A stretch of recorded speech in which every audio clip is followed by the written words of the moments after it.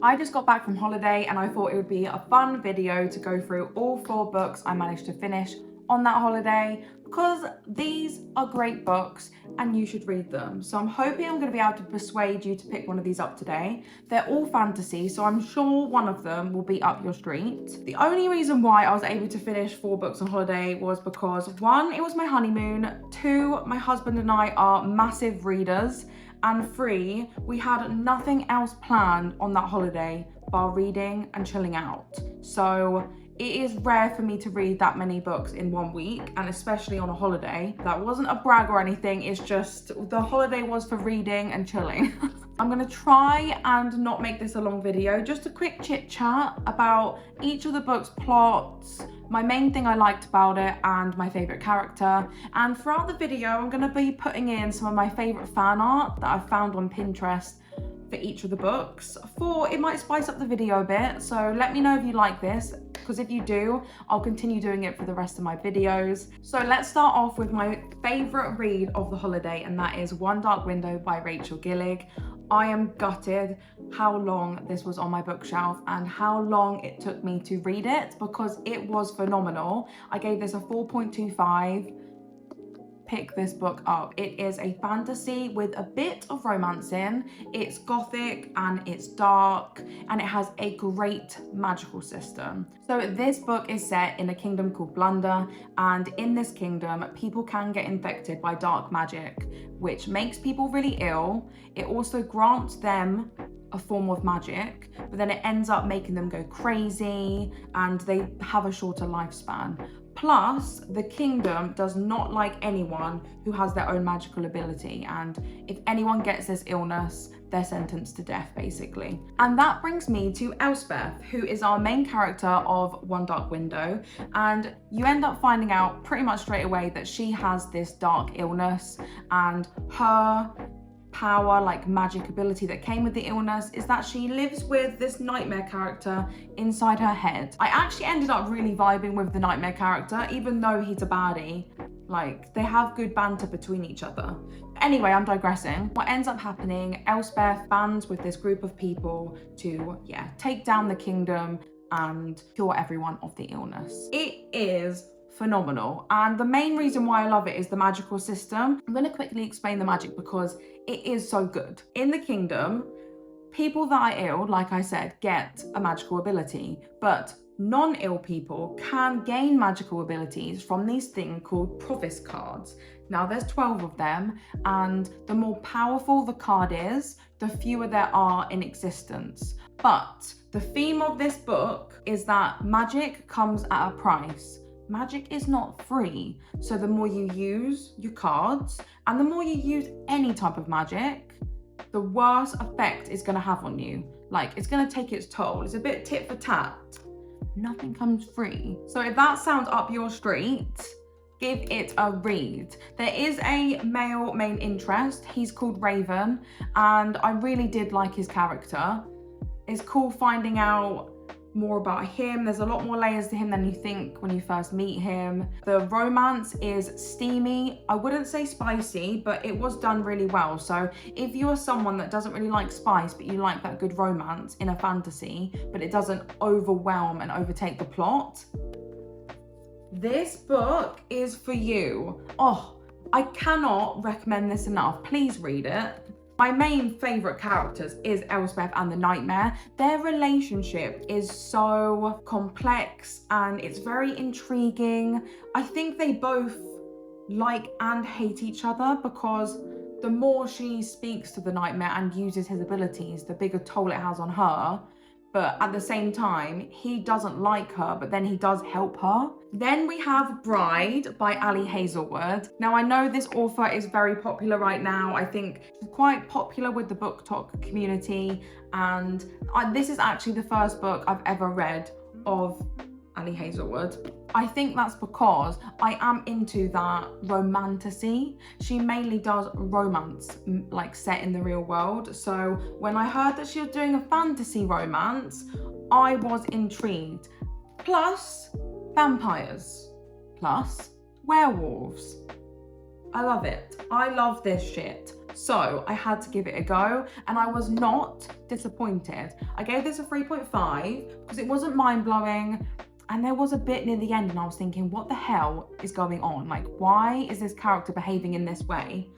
So it wasn't worthy of a 4 for me, but this was still a great read. This story follows Misery, who is the daughter of the most powerful vampire of the Southwest, and he sets up an arranged marriage for Misery to marry the new alpha werewolf called Lowell, and it jumps straight into it. Like, the first chapter is basically her getting married to this guy, and then it has a bit of a flashback, etc.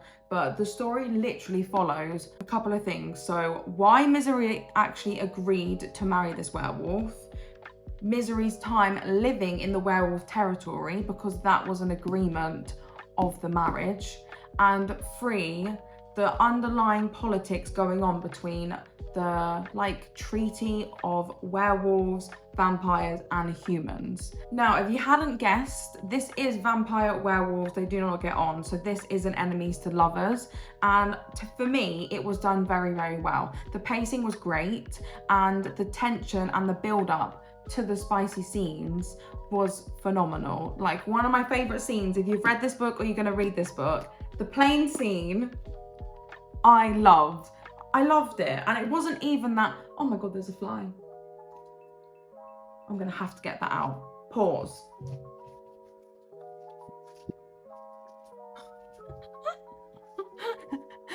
I must have looked like a crazy woman with that tea towel, but if you don't know, if you do this with the tea towel, the flies will go out of the area that you've left open, so like my back door, and they just fly out. I think it's the wind or something. Anyway, back to the book. I can't even remember where I was, but one thing that I really wanted to mention about this book was it ticks boxes for a vampire romance. And what I mean by that is it has blood drinking in it, but like from a person. And I didn't think that that was necessary in a vampire book, because this year I read, what's it called? Slaying the Vampire Conqueror by Carissa Broadbent. And I just did a video reading 1-star reviews of the books I've read this year. And a 1-star review was, how is it a vampire book with no blood drinking in? And I defended it, being like, you don't need that. It's not always part of the plot. I forgot how much you need that in a vampire book, because this does it phenomenally. It's hot and it's great. So I take that back from my previous video, and now I'm saying all vampire books need that element to it, and this does. It also has themes of like friendship and found family. I say some of the things is very predictable, and that's why it's not a 4. Like, this book won't really surprise you, but it will tick a lot of boxes for you. It is a great romantasy, and if you love werewolves and vampires, you have to read this. Anyway, I think there will be, I forgot to mention, One Dark Window. This is a duology, so there is a second book which I'm yet to read, so that's quite a short series. This can be read as a standalone, but the way this book ended, I'm adamant there's going to be another book, but focusing on different characters. Could be wrong, I haven't heard anything, but I think there will be more. But hello. My favorite characters was Misery and Alex, which was a werewolf bodyguard slash babysitter of Misery. More the babysitter than the bodyguard, to be fair, because he's quite like a wussy character. Now, this was my most anticipated read for 2024, and that is Masters of Death by Olivie Blake. I really like this book, but it did not live up to my expectation. Like, I thought I was going to hardcore love this book, but it just had a few downfalls in there for me. But it was still an amazing book. I think I had too much riding on it. Do you know what I mean? Like, I was looking forward to it so much, and then it wasn't as good as I thought it would be. So if I didn't have that feeling before, I probably would have enjoyed it more. I gave this book a 3.5. This is a fantasy, supernatural. Again, it's got a bit of everything in there. It's got death, reaper, angels, devils, demons, vampires, werewolves, ghosts. It has a bit of everything in this book, which was really, really good. It's so funny. It's LGBT plus Q book because there is all sorts of relationships, which was really good to see. And it wasn't like a, you know, in these books, which you can tell they're just doing it for the sake of it, and it's over-explained. It over-explains their relationship because they want it to be a selling point. That is what I'm trying to say. Whereas this book, it's just normal. Like, there's no, shocking moments or revelations or anyone opposing the relationship. It's just people are in different types of relationships, and that is just the book, and that is the world, which is what it should be. Anywho, getting back into the plot. So the story follows Vi, who is a vampire real estate agent, and she's trying to sell this big house. However, the owner of the house was murdered there and is now haunting it and refusing to go. So she seeks out a medium called Fox to help her get rid of this ghost. And you end up finding out that Fox is the godson of death. That has a lot to do with the story. And once they start working together, a lot more things unfold. Like, there's a bigger picture at play, and it has something to do with the Masters of Death. The book has a lot of interludes, and you get a lot of flashbacks from the past. There is many characters in this, but not too many. Like, it doesn't overwhelm you, and all of them are somewhat connected. How the story unfolds is very clever, and I think that's all I'm going to tell you, because the book definitely for me took a turn. It's very different to what I thought it would be. Like, what I've just said is what basically the blurb says. Yeah, literally. When Viola, that's Vi, seeks out Fox to help her with her ghost infestation, Fox becomes involved in a quest that neither he nor Vi expects or wants.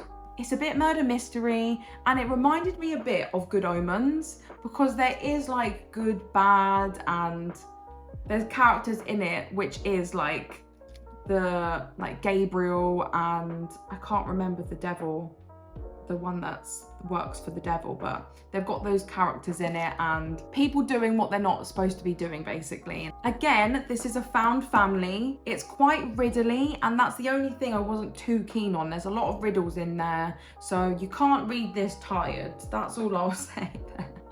There's a lot of rereading if you don't get what's going on. Sometimes you just have to read through it and you end up, it clicks later on in the book, like many fantasy books out there. And I know this is a standalone because the way this book ends is very good. I love the last page. Like, the message it sends across is quite nice in a weird way.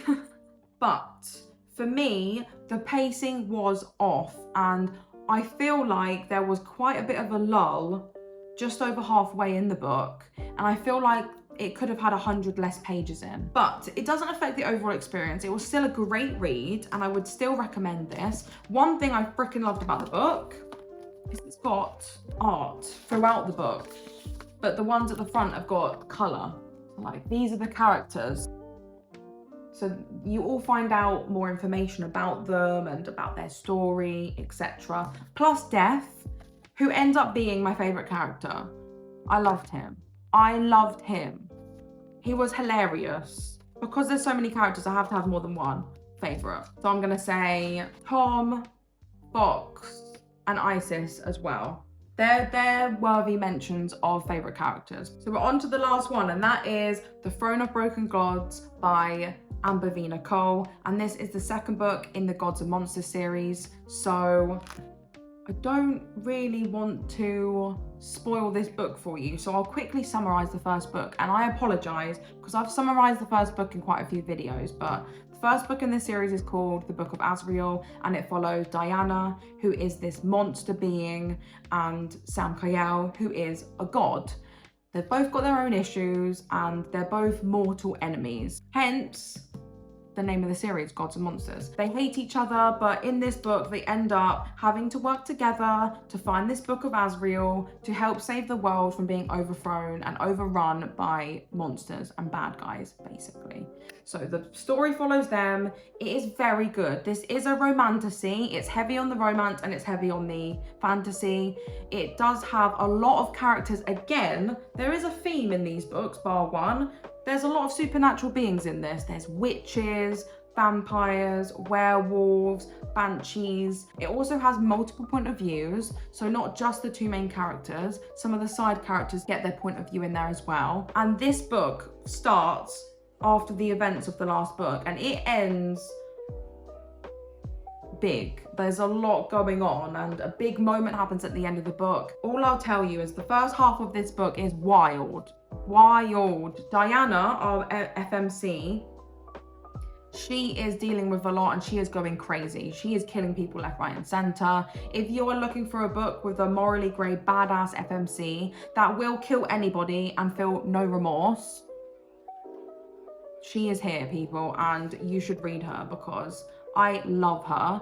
Diana's in her element, and it's a bit like cat and mouse. So Diana is on the hunt for someone and Sam Kayal is on the hunt for Diana. So it's like she's going around doing her stuff and then Sam Kayal trying to follow her and kind of stop her in her tracks. Oh, it was good. It's really, really good. I hope you pick up this series. But one thing I really enjoyed about this second book is that we get introduced to some really good characters and the world expands. We visit another world.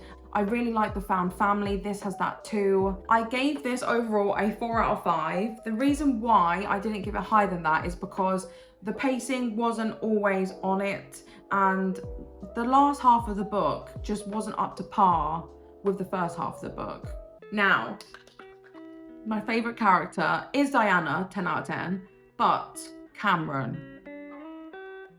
I'm obsessed with that man. I'm obsessed with him. I love him so much, and I am toxic.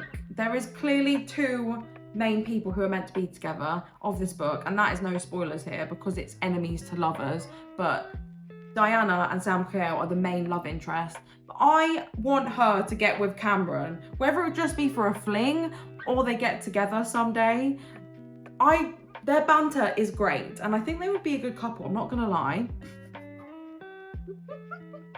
My friend that I'm reading it with, she was like, you are weird and toxic. So I know not everyone would agree with me on that one. And lastly, this is meant to be a 7-book series. So if you are looking for a fantasy series that isn't all out yet, the fandom's just getting geared, and it's meant to have longevity, Gods and Monsters, people, pick it up, you will not regret.